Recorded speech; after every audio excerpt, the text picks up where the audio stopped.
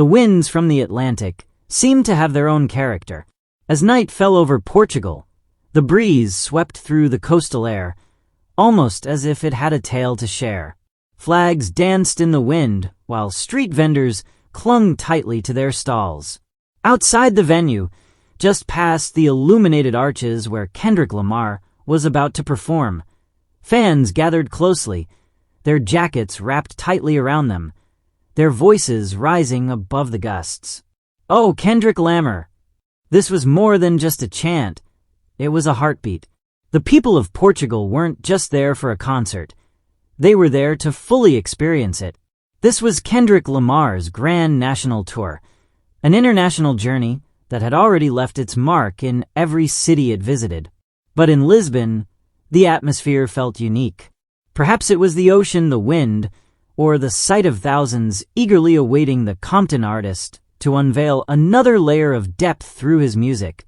By the way, welcome to Celebrity Hip Hop Showroom, where hip hop and celebrity drama never sleep. So hit that subscribe button so you never miss the mess. Let's get into it. As the gates opened, excitement surged like a tidal wave. Inside, the stage was illuminated with a stormy blue light. Massive LED screens showcased striking visuals, rolling dice, flipping cards, and symbols representing both literal and metaphorical games. Kendrick has never relied on luck, but he always plays the long game. And his outfit? Another highlight from the Grand National Collection. Layered textures in deep black, a sleeveless utility vest over a long-sleeved thermal, and his signature polished dice necklace hanging low. On his chest was a patch featuring a Joker card, not for humor, but for chaos. He stepped out slowly and deliberately, his gaze fixed on the crowd as if he were assessing every person in the front rows. He didn't raise his hand or shout. The wind howled, and the audience filled the silence. The bass line of King Kunta crept in like a warning. I got a bone to pick, and with that, Portugal erupted. Kendrick didn't need fireworks. The crowd was the fire. Every lyric was a spark, every ad-lib a cue. He moved with precision, his shoulders bobbing, footwork sharp, each movement perfectly in sync with the rhythm, as if he were dodging unseen foes. The "Yok Yok, YWK" resonated so powerfully that even the seagulls fled the sky. The wind didn't stand a chance. This tour has transformed every city it has touched, yet one consistent element in Kendrick's artistry is the recurring motif of games, whether it's cards, dice, or strategy. In Portugal, it felt as if he welcomed the audience into something remarkable, a high-stakes poker match between art and ego. The symbolism was profound. The cards weren't merely decorative. They served as warnings. The dice didn't just roll. They determined fate. He allowed the music to shine for a moment, delivering DNA with remarkable precision. Each lyric hit hard, and every pause carried significance. When he rapped, "Loyalty got royalty inside my DNA," the crowd erupted in response. Flags waved from the upper tiers, with some fans moved to tears while others danced in the aisles. When Family Ties began, the stadium buzzed with energy. The beat was so powerful, it felt like it could lift people off their feet. Kendrick performed his verse passionately, changing the tempo, breaking the rhythm, and building tension. "I'm not a trending topic, I'm a prophet," he declared. The audience went wild. Mosh pits formed, and security began to navigate through the crowd. Yet Kendrick remained calm, like a monk in the midst of the frenzy.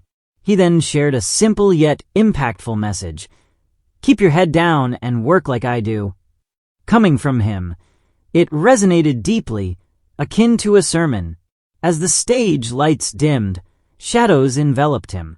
The visuals shifted to black and white, slow-motion images of cards flipping, burning, and disappearing, signifying the end of the light-hearted moments. It was time for something deeper. That's when Humble burst forth. No introduction, no warning, just an explosive wave of sound and light. "Sit down, be humble." Even in a linguistically diverse place like Portugal, the chorus needed no translation. Everyone sang along, danced, and embraced the moment. Kendrick moved across the stage with the grace of someone fully aware of the significance of his words. The line between artist and prophet blurred with each verse, leading to a powerful climax. "We gon' be alright." He didn't just say it, he truly believed it. And the crowd, they felt it. They chanted it like a prayer, a collective affirmation. Alright wasn't just a song, it was a message, a stabilizing force amidst chaos. The visuals behind him changed again, this time to a street scene.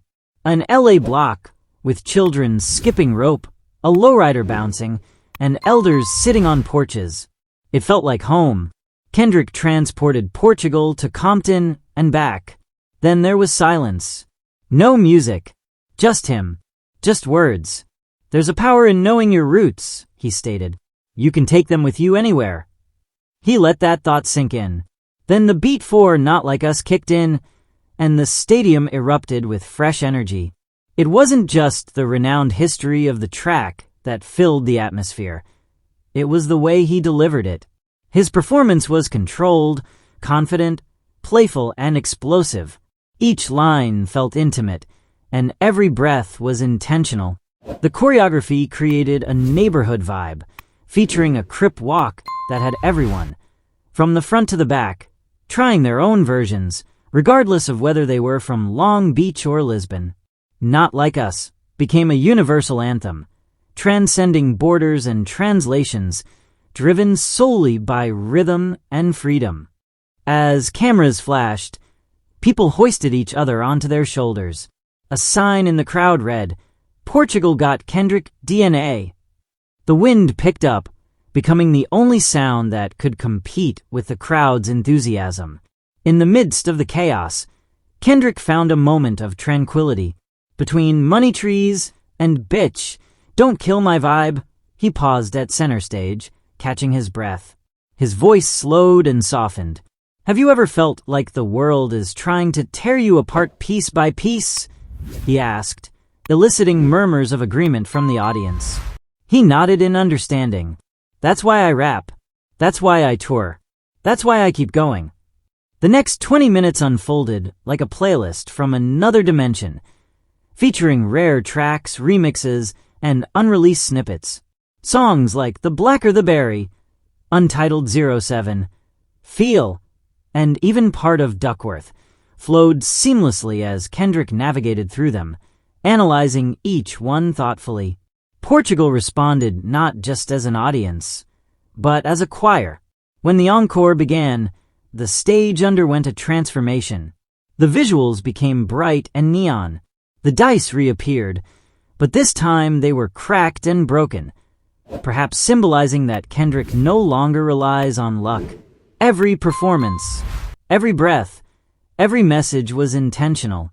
He concluded with Mirror, a slow, poignant ballad about self-awareness and quiet triumph. "I choose me. I'm sorry." The crowd echoed back in unison, as if sharing a secret. Then there was silence. No fireworks. No grand finale.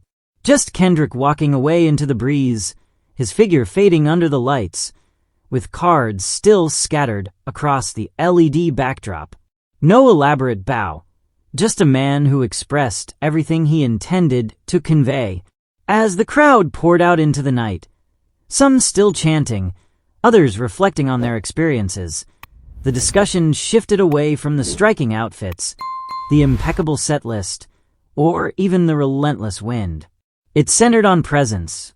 How Kendrick Lamar made the audience in Portugal feel acknowledged. How he intertwined his narrative with theirs. How he brought a piece of Compton to Lisbon, leaving an unforgettable mark. They would recall the outfits, the cards, the dice, the dance moves, and the chants. But what would linger most in their memories? That sensation, as if something greater than music had coursed through them. And no matter your background, when Kendrick declares, "We gon' be alright," it's impossible not to believe him. I'd love to hear your thoughts on this situation. So please share your opinions in the comments. Also, don't forget to like, subscribe, and turn on notifications to stay updated on this story.